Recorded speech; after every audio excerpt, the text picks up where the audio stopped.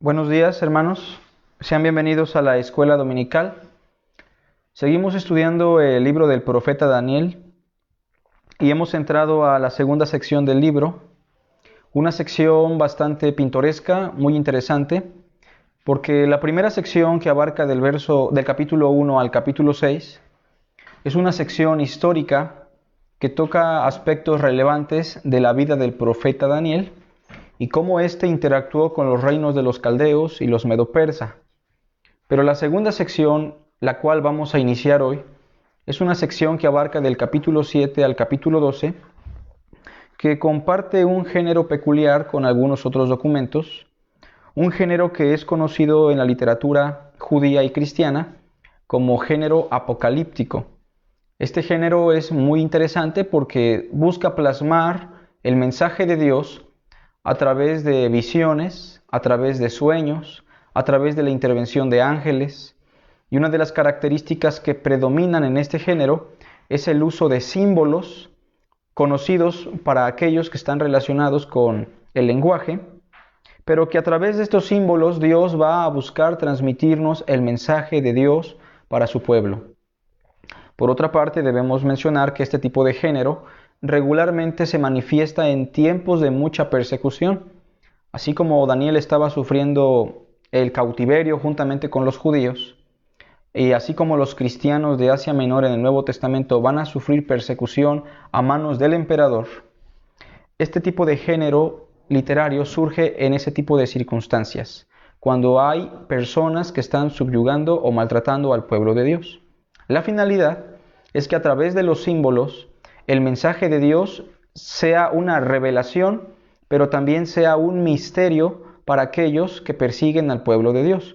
De manera que cuando vamos a los símbolos de este género, los únicos que lo van a entender son aquellos que forman parte del pueblo de Dios. En consecuencia, los perseguidores, en este caso los caldeos, los medo-persas, los griegos, los romanos, cuando lean el texto van a quedarse asombrados, con duda, ya que no tendrán la capacidad para poderlo interpretar. Bueno, entonces vamos a iniciar con esta nueva sección en el capítulo 7. Hoy vamos a hablar de las 4 bestias y el Hijo del Hombre. Realmente es una visión de 4 bestias, en donde al final aparece también el Hijo del Hombre. Me gustaría recordarles que el género apocalíptico tiene una característica muy importante que nos ayuda a interpretar el documento por sí solo. Esta característica tiene que ver con los paralelismos. ¿Qué son los paralelismos? Básicamente es cuando un símbolo se explicó en un capítulo y se repite en otro capítulo con diferentes símbolos, de tal manera que lo que tenemos son paralelos, armónicos. Son diferentes símbolos, pero que están apuntando a lo mismo. Ustedes ya recordarán que el capítulo 2 de Daniel, aunque es una sección histórica, versa sobre cómo el rey Nabucodonosor tuvo un sueño que no recordaba y que buscaba su interpretación. Y Dios usa a Daniel para que recuerde el sueño y le pueda interpretar al rey Nabucodonosor lo más importante de este sueño. En este sueño el rey Nabucodonosor ve una gran imagen que está fragmentada y seccionada por diferentes partes. Pues básicamente este sueño, que representaba los reinos que han de venir y el reino mesiánico, se vuelve a repetir ahora, pero con otros símbolos: 4 bestias y el Hijo del Hombre. El capítulo 7 inicia de la siguiente manera. Debo mencionar que hoy vamos a dar únicamente un panorama general de lo que explica este capítulo, y poco a poco iremos explicando a detalle cada aspecto.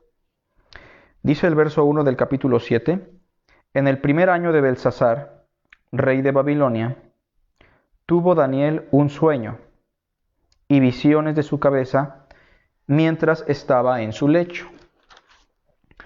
Luego escribió el sueño y relató lo principal del asunto.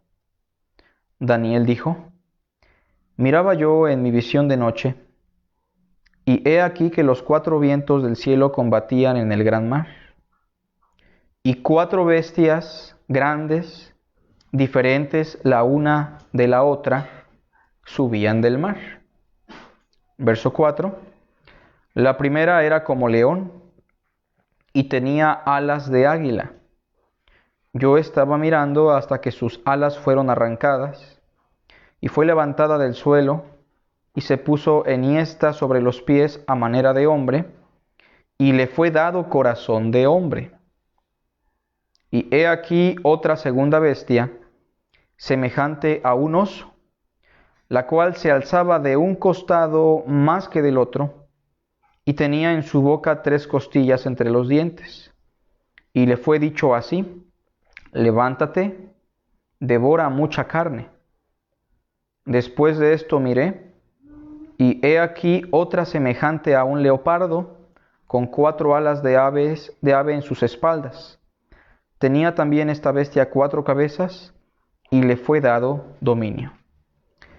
Después de esto miraba yo en las visiones de la noche, y he aquí la cuarta bestia, espantosa y terrible, y en gran manera fuerte, la cual tenía unos dientes grandes de hierro, devoraba y desmenuzaba, y las sobras hollaba con sus pies, y era muy diferente de todas las bestias que vi antes de ella, y tenía 10 cuernos. Mientras yo contemplaba los cuernos, he aquí que otro cuerno pequeño salía entre ellos, y delante de él fueron arrancados 3 cuernos de los primeros, y he aquí que este cuerno tenía ojos como de hombre, y una boca que hablaba grandes cosas. Estuve mirando hasta que fueron puestos tronos, y se sentó un anciano de días cuyo vestido era blanco como la nieve, y el pelo de su cabeza como lana limpia, su trono llama de fuego, y las ruedas del mismo fuego ardiente. Un río de fuego procedía y salía de delante de él. Millares de millares le servían, y millones de millones asistían delante de él.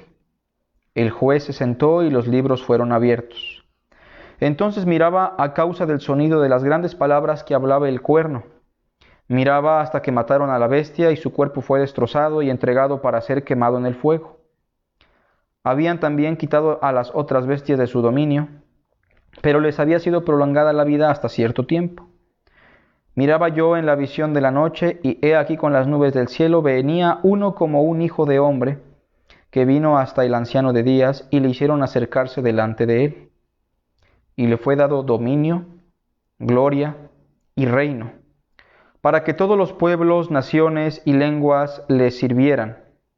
Su dominio es dominio eterno, que nunca pasará, y su reino uno que no será destruido.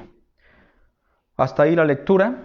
Hoy vamos a dar un panorama general de qué simbolizan estas 4 bestias y qué simboliza esto del anciano de días y el hijo de hombre que se acerca para que le fuere dado todo el reino. Bueno, primero debo mencionar que todos estos símbolos son el símbolo de los reinos y de los reyes que han de subyugar al pueblo judío desde el cautiverio hasta que llegue el Mesías. Esto lo entendemos porque en el capítulo 7, ahí mismo donde estamos, se le explica a Daniel que las bestias son simplemente el símbolo de los reinos que han de subyugar al pueblo de Dios. Vean, por ejemplo, el capítulo 7, versículo 17, nos dice lo siguiente: estas 4 grandes bestias son 4 reyes que se levantarán en la tierra. De manera que desde un punto de vista muy exacto, las bestias son el símbolo de los reyes y de los reinos que se han de levantar sobre el pueblo judío o sobre la tierra conocida en aquellos días. Versículo 18, después recibirán el reino los santos del Altísimo y poseerán el reino hasta el siglo eternamente y para siempre. O sea que sistemáticamente, después de que pasen estas 4 grandes bestias, estos 4 reinos, llegará el reino del Mesías. Es por eso que estamos diciendo que todo esto apunta a la llegada del reino del Mesías, que obviamente nosotros sabemos llegó hace ya 2000 años. Vean que en el versículo 23 no solamente simboliza a los reyes, sino también a los reinos. El verso 23 dice: dijo así: la cuarta bestia será un cuarto reino en la tierra, la cual será diferente a todos los otros reinos. Entonces, no solamente está simbolizando a los reyes, sino a los reinos que se van a levantar. Sin embargo, para poder interpretar de manera exacta este capítulo, necesitamos interpretar este pasaje a la luz de los otros paralelos que aparecen en el mismo libro de Daniel. Vamos a enfocarnos primero en Daniel capítulo 7 y posteriormente vamos a recurrir a Daniel capítulo 2. Vean el versículo 4. Daniel 7:4. Bueno, ya entendemos que cada bestia simboliza un reino y a un rey. Vean cómo dice el verso 4. La primera bestia era como león y tenía alas de águila. Dos símbolos interesantes, el león y el águila. Cuando pensamos en los animales en la literatura apocalíptica van a ser variados. Bueno, aquí vamos a hablar del león primero. ¿El león es el símbolo de qué? Cuando usted piensa en un león hoy día, o cuando las personas pensaban en un león en aquellos días, ¿qué les venía a la mente? Sin duda alguna, el león es el símbolo del poder. El león es el símbolo de la fortaleza. Pero aunado a esto, esta bestia tenía alas de águila. De manera que no solamente era un reino poderoso, no solamente era un reino fuerte, sino que aparte tenía una extensión territorial muy grande. Su velocidad para conquistar está ejemplificada por las alas de águila. Así que en esta bestia pueden compaginar dos aspectos o dos virtudes. Por una parte su poderío como león y por otra parte su velocidad por las alas de águila. Se dice en el verso 4 que Daniel estaba mirando hasta que sus alas fueron arrancadas. Eso significa su extensión territorial, su velocidad para extenderse sobre el mundo antiguo, se le quitó. Y fue levantada del suelo y se puso enhiesta sobre los pies a manera de hombre y le fue dado corazón de hombre. O sea, esta bestia poderosa, esta bestia veloz para conquistar, en algún punto de su existencia tuvo que hacer conciencia de que era nada más y nada menos que un hombre. Ustedes recordarán que esto pasa en el libro de Daniel con un reino, específicamente con un rey, que llegó a tener un poderío sobremanera, que llegó a tener una gran velocidad para extender su imperio en desmedida, pero en algún punto de su vida este rey, que dominaba casi a todo el mundo, Dios trata con él, le permite pasar por un proceso de humillación y al final de todo le muestra que él simplemente es un hombre común y corriente. De manera que la primer bestia está apuntando al reino de los babilónicos y muy especialmente comandado por el rey Nabucodonosor, quien en el capítulo 4, si ustedes lo leen con detenimiento, llegó a tener mucho poder, mucha gloria, pero Dios le hace ver que él es simplemente un hombre. Sin embargo, esto es un paralelo a la imagen que dijimos está en el capítulo 2. Vayan al capítulo 2 de Daniel. Aquí está la otra imagen que mencionábamos, la otra visión. Daniel capítulo 2, versículo 31. El rey Nabucodonosor tuvo un sueño, una imagen fragmentada, que está simbolizando lo mismo del capítulo 7, pero con otros símbolos. Verso 31. Tú, oh rey, veías, y he aquí una gran imagen. Esta imagen, que era muy grande, y cuya gloria era muy sublime, estaba en pie delante de ti, y su aspecto era terrible. La cabeza de esta imagen era de oro fino, su pecho y sus brazos de plata, su vientre y sus muslos de bronce, sus piernas de hierro, sus pies en parte de hierro y en parte de barro cocido. Estabas mirando hasta que una piedra fue cortada, no con mano, e hirió a la imagen en sus pies de hierro y de barro cocido y los desmenuzó. Entonces fueron desmenuzados también el hierro, el barro cocido, el bronce, la plata y el oro, y fueron como tamo de las eras del verano, y se los llevó el viento sin que de ellos quedara rastro alguno. Mas la piedra que hirió a la imagen fue hecha un gran monte, una gran montaña, que llenó toda la tierra. Vean cómo es un paralelo. Tenemos una imagen fragmentada en 4 partes, En el capítulo 7 tenemos 4 bestias. Al final, en el capítulo 2 llega una roca que acaba con todas estas partes de la imagen, que constituye una gran montaña que abarca toda la tierra. En el capítulo 7 llega un hijo de hombre que destruye a las 4 bestias y toma el dominio de todo el universo. Es básicamente lo mismo, pero con otros símbolos. ¿Sí lo notamos? Pero noten que Daniel lo va a explicar en el verso 36. Este es el sueño, también la interpretación de él diremos en presencia del rey. Tú, oh rey, eres rey de reyes, porque el Dios del cielo te ha dado reino, poder, fuerza y majestad. Ahí está, digamos, la expresión del león, su poderío, su fuerza, su majestad.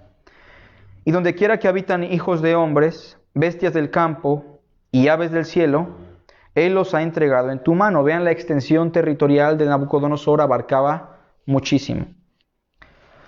Tú eres aquella cabeza de oro. Así lo dice el versículo 38 al final. Tú eres aquella cabeza de oro.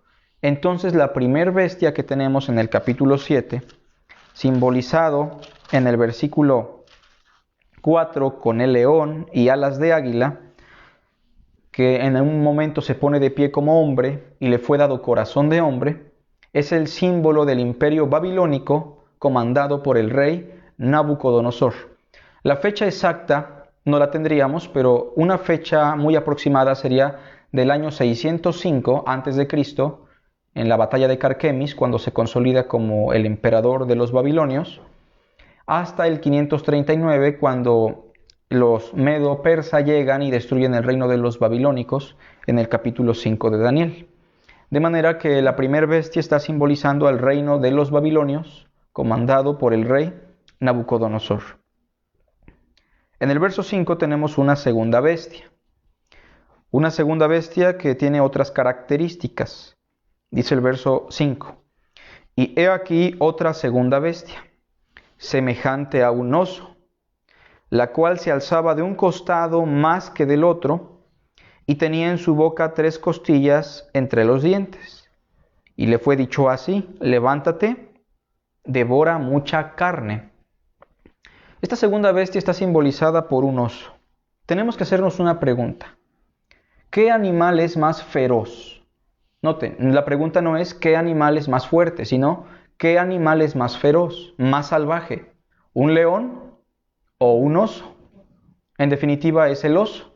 Y es que el imperio de los medo-persa se caracterizó por ser un imperio salvaje. Un imperio que no solamente subyugaba a los súbditos, sino que también los torturaba de manera muy salvaje. Ahora, el oso tiene una característica en el verso 5. Se dice que se alzaba de un costado más que del otro. Y es que este imperio, hermanos, no era un imperio que venía de un solo pueblo. Era un pueblo alianzado, era un reino alianzado en donde los medo y los persas quisieron alianzarse para poder acabar con el reino de Nabucodonosor. De manera que entonces aquí el desequilibrio tiene que ver mucho con que los persas eran más fuertes que los medos, pero ambos conformaban el imperio de los medo-persa. Por otra parte, se dice que este oso tenía en su boca 3 costillas entre los dientes. ¿Qué significan estas 3 costillas? Ahorita lo vamos a ver en otro pasaje. Recuerden, la respuesta la tenemos en el mismo libro, en sus textos paralelos. Vayan al capítulo 8 conmigo para entender bien quién es esta bestia.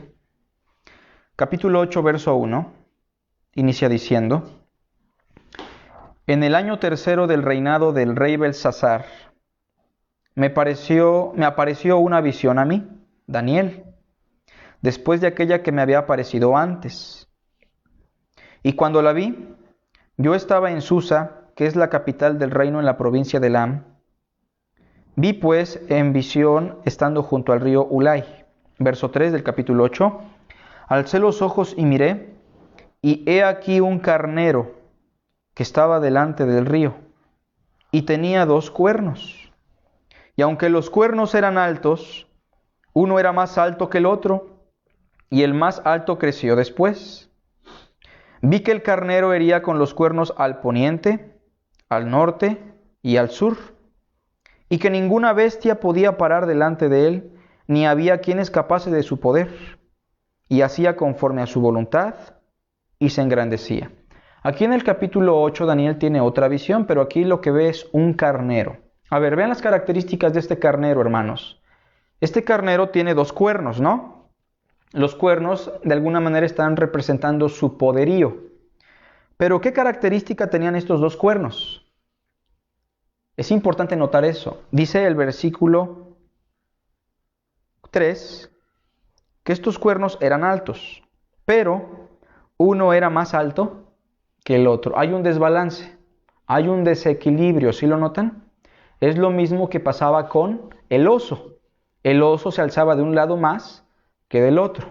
Ahora, recuerden que el oso tenía 3 costillas en su hocico, en su boca. Y en el versículo 4 se nos dice: vi que el carnero hería con los cuernos 3 puntos cardinales. ¿Cuáles son? El poniente, al norte y al sur. Noten que no da 4 puntos, sino 3. De manera que las 3 costillas en la boca del oso están simbolizando las 3 secciones territoriales que llegó a dominar el imperio de los Medo-Persa. Básicamente es eso. Ahora, ¿cómo me atrevo yo a decir que son los Medo-Persa? Bueno, en primer lugar, porque sistemáticamente después de los caldeos viene el imperio Medo-Persa sobre el pueblo judío. Pero en el mismo capítulo 8 se nos explica que este imperio es el imperio de los Medo-Persa. Verso 20, capítulo 8, verso 20. En cuanto al carnero que viste, ¿se acuerdan de ese carnero que tenía 2 cuernos, uno más grande que otro? Que tenía 3 secciones dominadas. ¿Se acuerdan de ese oso que tenía 3 costillas en la boca, que tenía un lado más alto que otro? El verso 20 dice: en cuanto al carnero que viste, que tenía 2 cuernos, estos son los reyes de Media y de Persia. Ahí está básicamente la interpretación. Así que cuando vamos a Daniel capítulo 7, versículo 5, es el símbolo del imperio medo-persa. Verso 5. Y aquí otra segunda bestia, semejante a un oso, la cual se alzaba de un costado más que del otro, y tenía en su boca 3 costillas entre los dientes. Le fue dicho así: levántate, devora mucha carne. Interesante, porque se está apuntando definitivamente a un imperio salvaje, feroz, que dominó 3 puntos importantes en la tierra antigua, y es una referencia al imperio de los Medo-Persa. Entonces, imperio babilónico, primera bestia; imperio Medo-Persa, segunda bestia. ¿De qué fecha a qué fecha dominó el imperio de los Medo-Persa? Aproximadamente del 539 al 332 aproximadamente. Es una etapa bastante difícil para el pueblo judío, pero en esa época también el pueblo judío va a tener su restauración del templo, la ciudad. Va a ser el tiempo de Esdras, de Nehemías, y de alguna manera Dios va a encaminar todo para bien. Bueno, seguimos entonces con la tercera bestia. Versículo 6 dice así: después de esto miré, y he aquí otra, semejante a un leopardo. ¿Qué característica tiene el leopardo, hermanos? A diferencia del oso, a diferencia del león, ¿qué virtud encuentran ustedes en un leopardo? La velocidad. Sin duda alguna, el leopardo es uno de los animales más rápidos del mundo. Pero noten que esta tercera bestia, aunque es comparada a un leopardo, también se nos dice que tenía 4 alas de ave en sus espaldas. Recuerden que la primera bestia tenía 2 alas, como de águila, pero esta tercera bestia tiene 4 alas, lo cual significa que si es como leopardo y aparte tiene 4 alas, esto significa que su velocidad para conquistar, su rapidez, su extensión territorial, llegó a ser abrumadora, llegó a ser algo extraordinario. Esta bestia, este reino, tiene una rapidez para conquistar. También se dice en el versículo 6 que también esta bestia tenía 4 cabezas y le fue dado dominio. Esta tercera bestia lo vamos a explicar a detalle, pero es básicamente el símbolo del imperio de los greco-macedónicos o el imperio de los griegos. Recuerden que los griegos nacen muchos siglos atrás, pero surge su gloria con un hombre llamado Alejandro el Magno. Un joven greco-macedónico que es instruido a los pies de Aristóteles, el filósofo famoso que todos conocemos. Y Alejandro el Grande o Alejandro el Magno es conocido en la historia de la humanidad como uno de los estrategas militares más importantes de todos los tiempos. Y una de las características de Alejandro el Magno y del imperio de los griegos es que llegaron a subyugar a los medo-persa, los derrotaron por completo. Tal vez ustedes vieron la película de 300 y ahí empieza el conflicto entre los griegos y los medo-persa. Posteriormente sale una segunda película en donde los griegos ganan todo el dominio. Esto ocurre con el comando de Alejandro el Magno, quien en muy poco tiempo llega a extenderse por todo el mundo conocido. Su imperio se hace glorioso, fuerte, se extiende en todas partes, pero Alejandro el Magno tenía una situación muy en particular. Tenía 4 generales que eran los de su confianza, los que estaban a su alrededor y los que más adelante van a seguir con el imperio de los griegos. Por eso se dice que esta bestia tenía 4 cabezas. Estos 4 generales posteriormente van a dividir el reino de los griegos en 4 partes, las cuales vamos a explicar en su momento. Pero entonces se entiende súper bien por qué leopardo, por qué las 4 alas, su velocidad. Se entiende muy bien por qué las 4 cabezas, los 4 generales que conformaban el reino de los griegos. Vean el capítulo 8, porque en el capítulo 8 se explica a detalle lo que no entendemos aquí. Bueno, ¿se acuerdan que hablábamos primero de un carnero de 2 cuernos, uno más chico y uno más grande? 3 regiones conquistadas, el imperio medo-persa, ya lo explicamos. Pero el verso 5 dice en el capítulo 8, mientras yo consideraba esto, he aquí un macho cabrío venía del lado del poniente, de la parte de Europa, sobre la faz de toda la tierra. Vean, el dominio sobre la faz de toda la tierra, la rapidez que tiene para conquistar.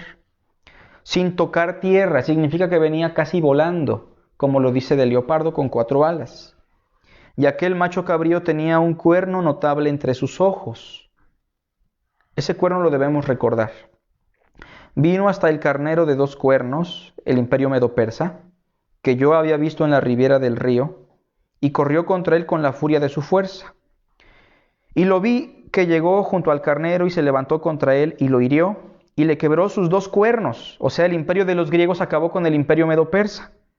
Y el carnero no tenía fuerzas para pararse delante de él. Lo derribó por tanto en tierra y lo pisoteó, y no hubo quien librase al carnero de su poder. En conclusión, este segundo animal acaba por completo con el imperio de los medo-persa.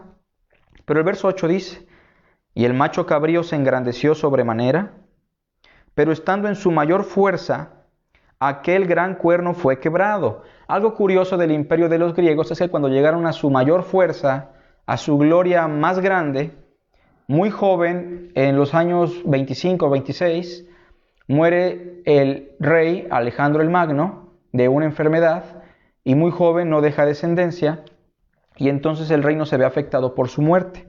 Por eso se dice que el cuerno fue quebrado. Ese cuerno grande es Alejandro el Magno. Y en su lugar salieron otros 4 cuernos. ¿Se acuerdan de las 4 cabezas del leopardo? Ahí están simbolizados por 4 cuernos notables hacia los 4 vientos del cielo. El reino de los griegos se va a dividir por estos 4 generales que van a ser 4 reyes. Básicamente van a ser los Ptolomeos al sur, llegando hasta Egipto. Van a ser los Seleucidas en la parte de Israel y Siria. Van a ser los Lisímacos y van a ser los Casandros. Estos 4 fragmentos de Grecia van a constituir el imperio de los griegos después de la muerte de Alejandro el Magno. Noten cómo esto se explica más abajo en el versículo 21, capítulo 8, verso 21, por favor. Dice así, el macho cabrío, el que mató al animal de 2 cuernos, es el rey de Grecia.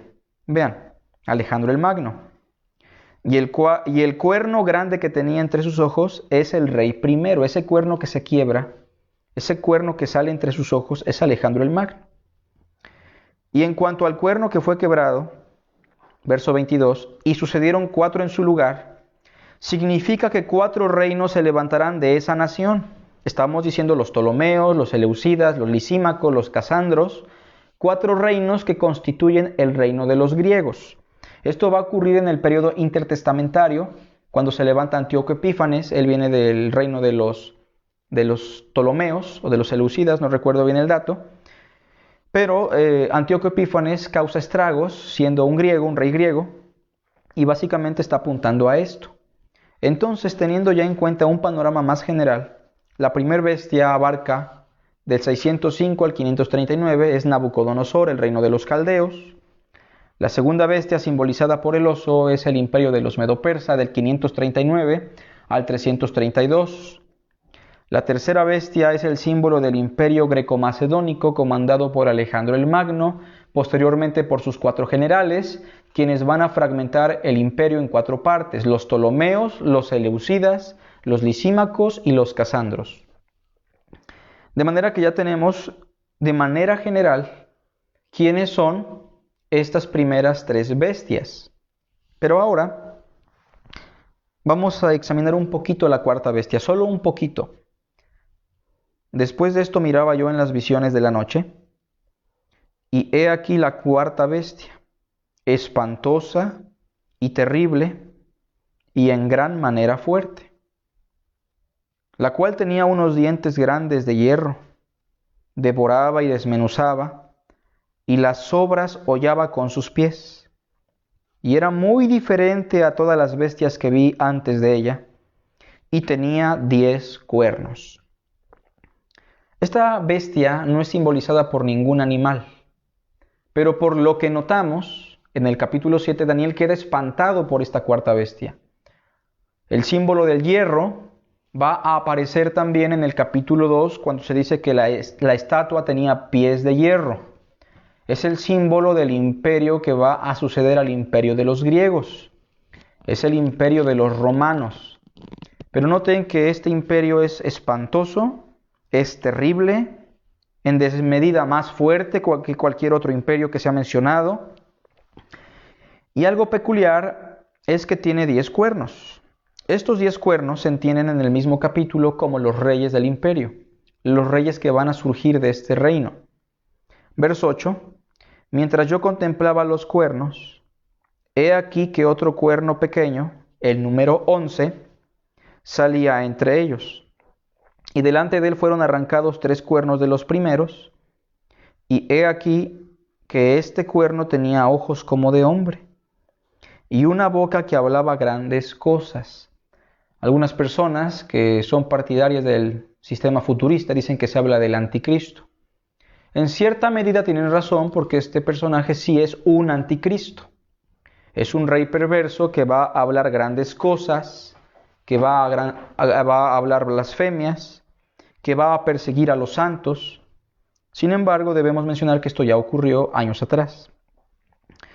Bueno, ahorita explicamos esta cuarta bestia con el mismo capítulo 7. En el capítulo 7, verso 19, Daniel dice que tuvo deseo de saber la verdad acerca de la cuarta bestia, que era tan diferente de todas las otras, espantosa en gran manera, que tenía dientes de hierro y uñas de bronce, que devoraba y desmenuzaba y las sobras hollaba con sus pies. También tuvo curiosidad asimismo acerca de los 10 cuernos que tenía en su cabeza y del otro que le había salido, delante del cual habían caído 3. Y este mismo cuerno tenía ojos y boca que hablaba grandes cosas, y parecía más grande que sus compañeros. Y veía yo que este cuerno hacía guerra contra los santos y los vencía. Otra característica es que este 11º cuerno va a perseguir a los santos y los va a vencer. Hasta que vino el anciano de días y se dio el juicio a los santos del Altísimo, y llegó el tiempo y los santos recibieron el reino.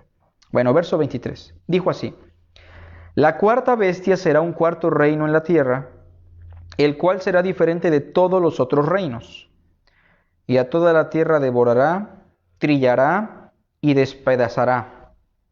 Y los 10 cuernos significan que de aquel reino se levantarán 10 reyes, y tras ellos se levantará otro, el cual será diferente de los primeros, y a 3 reyes derribará.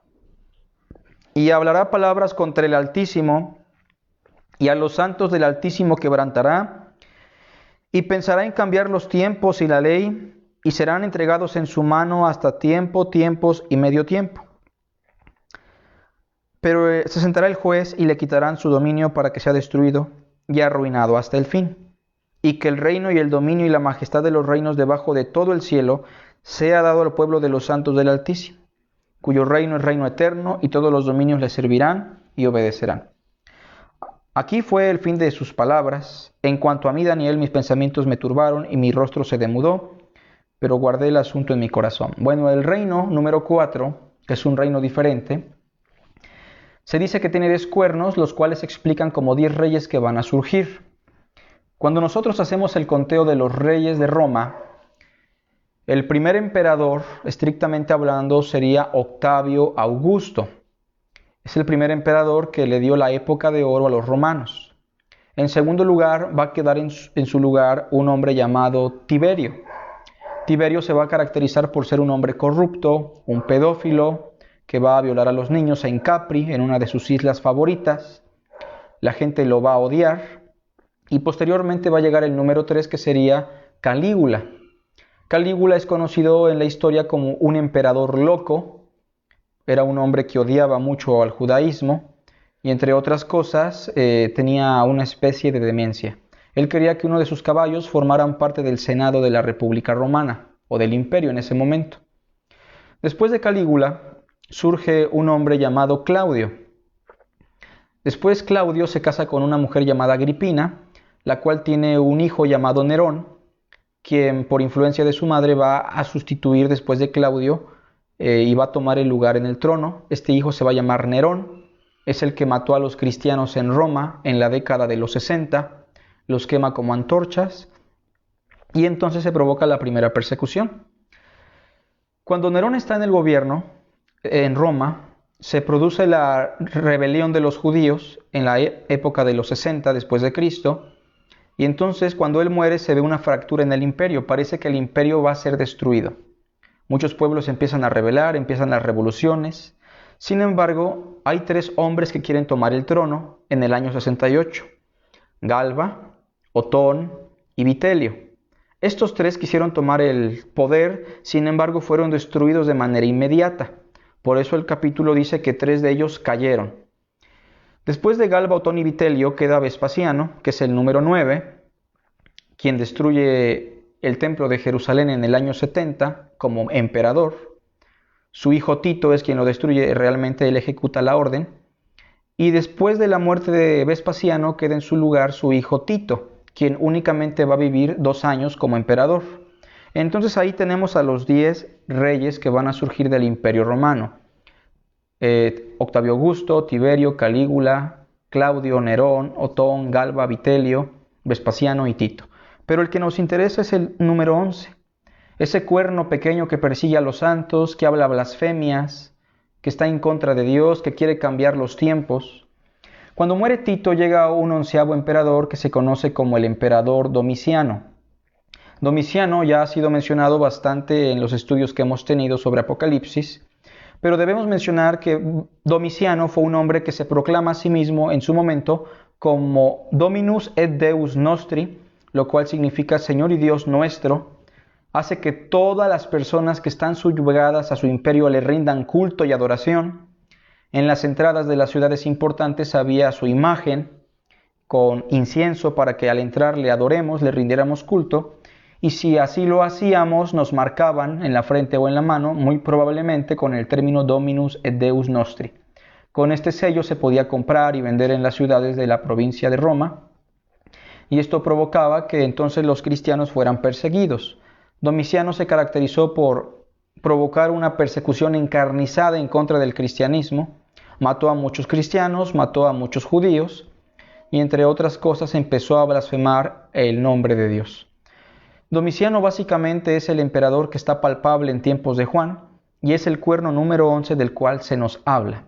Por eso va a ser importante entender la cuarta bestia a la luz de Apocalipsis capítulo 13, donde se nos habla de la imagen de la bestia. Dentro de 8 días la vamos a explicar a detalle, pero creo que con esto tenemos un panorama general de quiénes son las 4 bestias. Bueno, ¿de qué año a qué año dominó el Imperio Romano? El Imperio Romano inicia en el año 63 a.C. aproximadamente, después de los griegos, pero el Imperio Romano, hermanos, no tiene su fin a la fecha. Aunque por allá de la época del medioevo cae Constantinopla, pensaríamos que el Imperio Romano fue destruido, pero lo que nosotros notamos es que hay un poder blasfemo, un poder religioso, un poder a la manera de Domiciano que sigue vigente, un poder completamente espiritual, negativo, en contra de Dios, que hace que el imperio siga vivo a la fecha. Y yo me atrevo a decir que es básicamente el Imperio Romano comandado en la cobija de la religión. Por eso tenemos que hablar de un catolicismo romano, que surge precisamente de ese imperio atroz y terrible, pero que de alguna manera sigue vigente en el poder de la religión. Ahora, me gustaría mencionar que esto mismo, del cuerno pequeño, que tiene que ver con asuntos religiosos paganos, está plasmado en el capítulo 2 cuando se hablan de las piernas de hierro, el poder militar y político de Roma, pero después se mezcla con barro. Ahí está la idea otra vez de esa fragilidad aparente, pero que en cierta medida le da el poder al imperio para seguir vigente a la fecha. Y es que ustedes deben estar muy cuerdos y sabidos de que Roma tiene aún dominio sobre casi todo el mundo, o por una gran parte, en donde muchas de las personas tienen una lealtad en desmedida hacia el Vaticano, hacia Roma, hacia la Iglesia romana. Una iglesia que, debemos decirlo con nombre y apellido, es blasfema, está en contra de Dios, aborrece a Dios, no predica ni enseña la verdad ni le interesa, y eso provoca entonces que se cumpla lo que explica Daniel y también Apocalipsis. Ahora bien, en el capítulo 7, terminando con la quinta sección, ya hablamos de las 4 bestias, ahora vamos a hablar de el Hijo del Hombre. Se dice en el verso 9 que estuvo mirando hasta que fueron puestos tronos, y se sentó un anciano de días, cuyo vestido era blanco como la nieve, y el pelo de su cabeza como lana limpia. Los colores son importantes porque están reflejando la santidad, la sabiduría, por eso tiene canas blancas o pelo blanco. Su trono como llama de fuego, y las ruedas del mismo fuego ardiente. Probablemente el fuego como un símbolo del juicio. Un río de fuego procedía y salía de delante de él, millares de millares le servían, y millones de millones asistían delante de él. El juez se sentó y los libros fueron abiertos. Estos reinos van a ser juzgados, por eso los libros. Ahora noten, en el versículo 13, miraba yo en la visión de la noche, y he aquí con las nubes del cielo venía uno como un hijo de hombre. Noten que aunque se está hablando del reino, el pasaje en sí está hablando de la segunda venida, cuando Cristo venga a consumar su reino. Por eso estos reinos aún no han sido destruidos del todo. Por eso Roma sigue vigente. Aquí se usa el mismo elemento que usan los evangelios o Apocalipsis. El Hijo de Hombre viniendo en las nubes. Miraba yo en la visión de la noche, y he aquí con las nubes del cielo venía uno como un hijo de hombre, que vino hasta el anciano de días, y le hicieron acercarse delante de él. Y le fue dado dominio, gloria y reino, para que todos los pueblos, naciones y lenguas le sirvieran. Su dominio es dominio eterno que nunca pasará, y su reino uno que no será destruido. Esa es la esperanza que Daniel está dando al pueblo. Al final de los tiempos el Verbo se hará carne, el Verbo vendrá, morirá, resucitará. Tenemos toda la explicación nosotros ya por el Nuevo Testamento. Pero el Hijo del Hombre regresará por segunda vez en las nubes, y es necesario que mientras Él viene, Él reine hasta que todos sus enemigos sean puestos por estrado de sus pies. Entonces, al final de cuentas, se nos muestra el reino mesiánico, el reino de Cristo, que abarca desde la encarnación de Cristo hasta toda la eternidad, pero que llegará a su plenitud en la segunda venida. Espero que esto les sirva como un panorama general de lo que es el capítulo 7 de Daniel. Dentro de 8 días vamos a hablar de la cuarta bestia muy en especial, y vamos a tocar otros pasajes paralelos para poder estar un poco más contextualizados con esto. Hagamos una oración y en unos momentos empezamos con el culto. Gracias, Padre, te damos por tu palabra. Bendícela.